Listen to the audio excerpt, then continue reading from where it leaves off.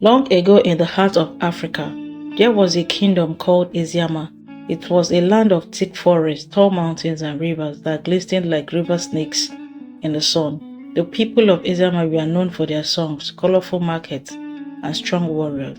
But the greatest pride of the kingdom was the royal palace that sat on a wide hill above all the villages. Inside that palace lived King Madu and Queen Ngozi, who had two daughters, Princess Amara and Princess Ijoma. They were both beautiful, with smooth dark skins and bright eyes, but they were also known for their stubbornness and pride. Many people whispered that their foolishness would one day bring trouble to the land. Amara was the elder sister. She was quick to anger and always wanted to prove that no one could tell her what to do. Ijoma, the younger one, liked to mock people and never took anything seriously. Together they were like fire and wind, always stirring up troubles wherever they went. One morning the king called them to the throne room, and the tall windows let in golden light. Queen Ngozi sat quietly beside her husband. The king's face was heavy with worry. "My daughters," he began, "our kingdom has lived in peace for many years, but now we face a danger.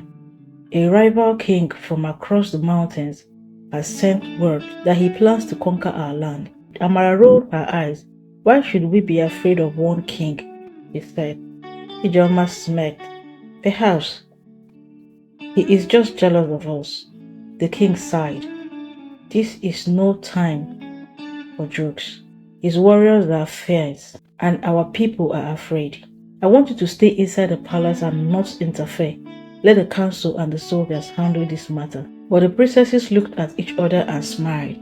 They had already decided that they would do the opposite. That night, after everyone has gone to sleep, the sisters crept out of their chambers. The moon was bright, and the guards did not notice as they slipped through the gardens and out of the hidden gate. "We will go to the enemy camp and see this king for ourselves," Amara said boldly. "Yes," Ijoma agreed. "Then we will know if father worries for nothing." They tied their hair up and wrapped themselves in plain cloth to hide their fine clothes. They walked around the narrow road that led to the mountain. The forest was alive with sound, crickets singing. For a while, the sisters felt brave and excited. But as the hours passed, the trees grew taller and darker. "Perhaps we should turn back," Ijoma whispered. "No," Amara said stubbornly. "If we return back, father will say we are cowards. Come." At last, they saw the glow of campfires ahead. Warriors in leather armor stood watch, their spears shining under the moon. The sisters hid behind a thorn bush. "We must be careful," Amara said. But before they could decide what to do, a deep voice shouted, "Who goes there?" Suddenly, torches flared and men came running. The princesses tried to flee, but strong hands grabbed them and dragged them into the light. "Spies," the captain shouted. "Take them to King Obinna at once." Their hearts pounded as they were led through the camp. Warriors stared at them with suspicion. Soon they stood before a tall man in a red cloth. His face was hard and his eyes were sharp like a hawk's. "Who are you?" he demanded. Amara lifted her chin. "We are no one of importance, just travelers." King Obinna narrowed his eyes. "Do not lie to me. Your clothes are too fine. Even under these clouds, you are daughters of King Madu." Ijoma swallowed. "What will you do with us?" "That depends," Obinna said. "You will stay in this camp as my guests or my prisoners. If your father refuses to surrender, you may never see your home again." The sisters were thrown into a small tent. When the guards left, Ijoma began to cry. "This is all your fault," she sobbed. "No," Amara snapped. "You agreed to come. Do not blame me alone." For hours they argued and wept, but when the dawn came, they were quiet. The truth had settled heavy in their hearts. They were trapped. Meanwhile, back in Ezama, the king and queen discovered the princesses were missing. The queen fell to her knees. tears streaming down her face. My daughters, what have they done? King Madu called for his best scout and sent word to every village to search. When a messenger arrived saying the princesses were captured by King Obinna, the king clenched his fists. Prepare my horse, he said. I will go to speak with him myself. Days passed in the enemy camp. The princesses were given food and water, but not freedom. Sometimes King Obinna came to question them. Tell your father that if he bows to me, you will be returned safely, he said coldly. Amara turned her face away. One night, as the wind howls over the mountains, an old woman slipped into their tent. She wore a faded blue wrapper and carried a small lamp. My children, she whispered, do not be afraid. Who are you? Ijoma asked. I am Adobe, the woman said. I was once a servant in your father's palace. I have come to help you escape. The sisters stared in disbelief. How? Amara demanded. I know a secret path through the cliff, Adobe said, but you must trust me and follow. Though fear twisted in their bellies, they agreed. They crept from the tent and followed Adobe between sleeping warriors. The sky was dark and stars light their way. Soon they reached a crack in the rocks hidden by thorny vines. Adobe pushed them aside, revealing a narrow tunnel. Go, she urged. One by one, they squeezed through. The tunnel smelled a damp earth and roots.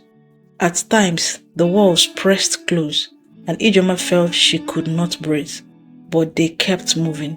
At last, they crawled out into the cool night air on the other side of the mountain. For the first time in days, the sisters felt hope. They hugged each other, trembling with relief. I am sorry, Ijoma whispered. You should have listened to father. Amara nodded. So am I. Adobe smiled gently. You are young, but you have learned a hard lesson. Come, let us hurry before dawn. By midday, they reached the border of their kingdom. Scouts found them and rode ahead to King Madu. When he arrived, he leaped from his horse and ran to his daughters. My children, he cried, pulling them into his arms. You are safe. Tears filled Queen Ngozi's eyes as she joined them. For a long time, no one spoke. They simply held each other under the shade of a bamboo tree. Back at the palace, a great feast was prepared. Drums thundered, and the people danced to celebrate the princess's return. But the sisters did not feel like dancing.